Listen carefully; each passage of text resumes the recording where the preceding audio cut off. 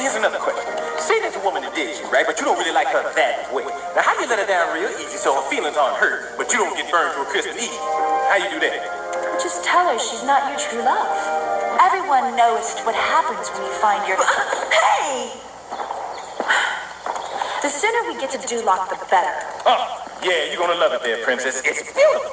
And what if my groom to be, Lord Farquaad? What's he like? Well, let me put it this way, princess. Men of Farquaad's stature are in short supply. Oh, no, Shrek. There are those who think little of him. Stop it. Stop it, both of you. You know, you're just jealous that you can never measure up to a great ruler like Lord Farquaad. Whatever you say. But I'll let you do that measuring when you see him tomorrow. Tomorrow? It'll take that long?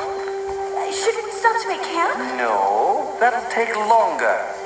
We can keep going. But there's robbers in the woods. Whoa, time out, Shrek. Camping's definitely starting to sound good. Hey, come on.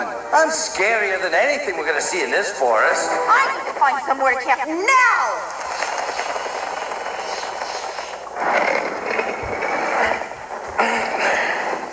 Hey, over here. Shrek, we can do better than that. Now, I don't think this is fit for a princess. No, it's perfect. It just needs a few homey touches. Homey touches? Like what? A door?